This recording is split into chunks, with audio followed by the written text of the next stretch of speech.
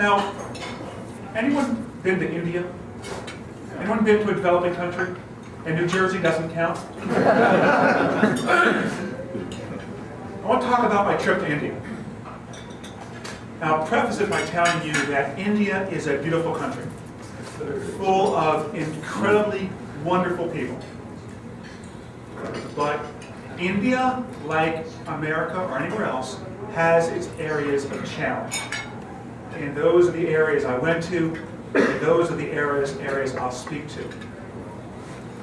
You can see a news program, you can read the newspaper, you can see pictures of a place like India, but you truly can't get a sense for it unless you use all of your senses.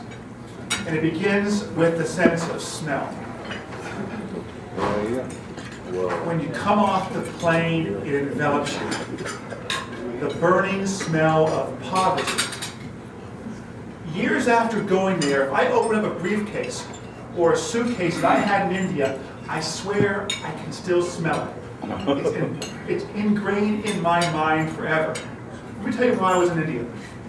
A few years prior to this trip, a district governor-elect going to California to train stopped in Sarasota to meet with local Rotarians. He stayed in the home of Emilio Fiore, just an ordinary Rotarian who hosted him. While there, the two of them talked about what they could do to help the people of India. Well, after the guy left, we went after some local clubs, and they contributed $25,000. We went to the Rotary Foundation and applied for a Health, Hunger, and Humanities grant. And we were granted $498,000 to provide fresh water to more than 150 villages surrounding the town of Eugene. I was there for that purpose, to do visits to the communities. I'm in India. We departed about 5 o'clock in the morning to travel out to one of these remote villages. We drove in a four-wheel drive as far as we could, and then we walked. We walked to the center of the village, and out front, between two trees, was a banner. The Rotary Village Corps had a banner welcoming John Smarge to their village. First thing of business was to have lunch. Now, I had been warned very well by my doctor about what to and what not to eat while in India. And I had done fairly well up to that point, eating things of known origin. I'm the honored guest, so what the heck. I sit down on the ground, and they laid some leaves on the ground, and the guy came out and gave me food with his right hand, left hand something else, right hand, put it on the ground and watched me eat. I ate it. I survived. I will tell you though, I lost 15 pounds. Last week or so, I lived on nothing but water and granola bars. I tried to even eat, I was telling my host, just steam the vegetables. That's all I want. But the curry and everything was so strong in the pots, I just couldn't put it in my mouth. So some people talk about the Jenny Craig or the South Beach. I prefer to go to India diet. Still can't eat Indian food now.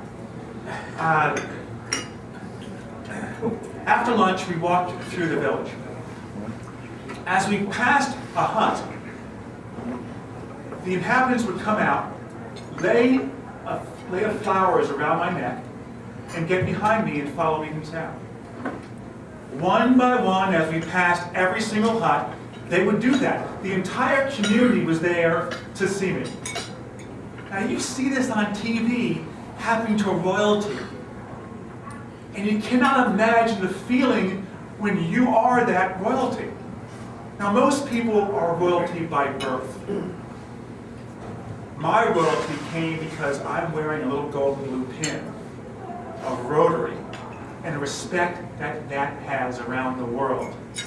We met in the center of town in a shack about 20 foot by 20 foot. The men sat in front of me on the ground. The women and the children relegated to the outside, peering through what were once windows. Women not allowed to be in the structure of the men.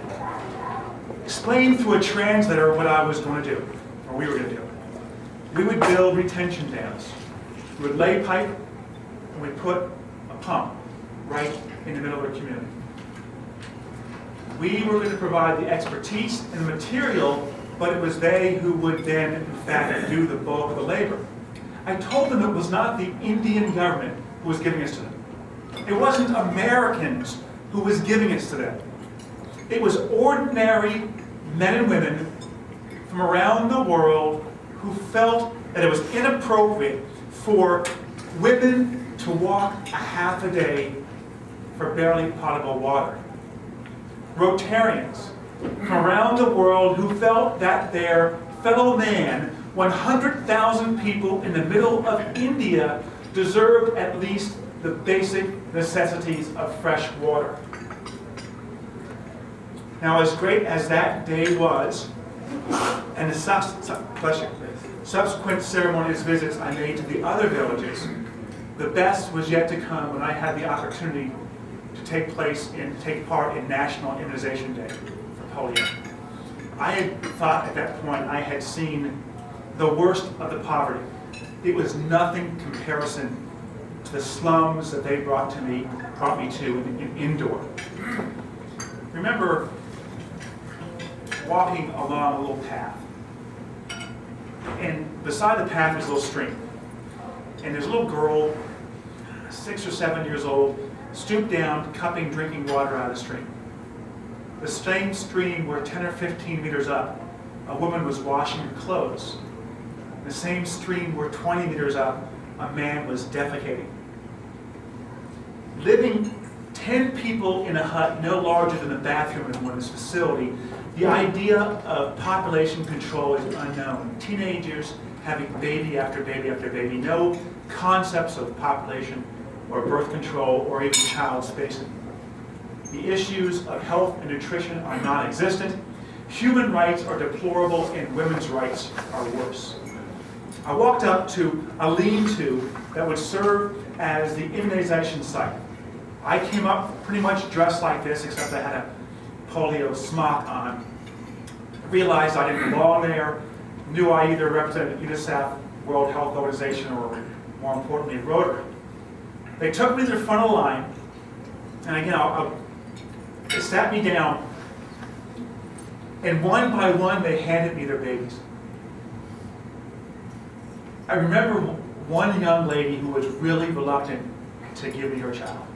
And so the health worker in Hindi explained who I was. And so the baby's crying, and she hands me the child. I dropped 2 drops of the vaccine in baby's mouth. Hand her back to her mother, and as all mothers do, just kind of pat her on the back and calm her down. And then the mother provided me the universal sign of thank you. She smiled. She smiled because she knew what had happened. Her baby would be polio-free. There's others who aren't as lucky, maybe others in her community that she knew of, and if you've been to developing countries, you know of the crawlers. The crawlers are these little children who propel themselves through the streets on their elbows, dragging their crippled legs behind them. In the local parlance, the word for crawler is the word nothing. They call these kids nothing because they can't stand up on their own 2 feet and look their peers in their eyes. This girl would not be a nothing. This child could simply be anything. That day, we immunized 130 million children. 130 million children. About 100 of them by my humble hands. To date, we have immunized more than 2 billion of our world's children. We are getting there with 4 countries left, less than 2,000 cases. There's going to be a time shortly when the world will be polio-free. And it will be due to one single word: Rotary.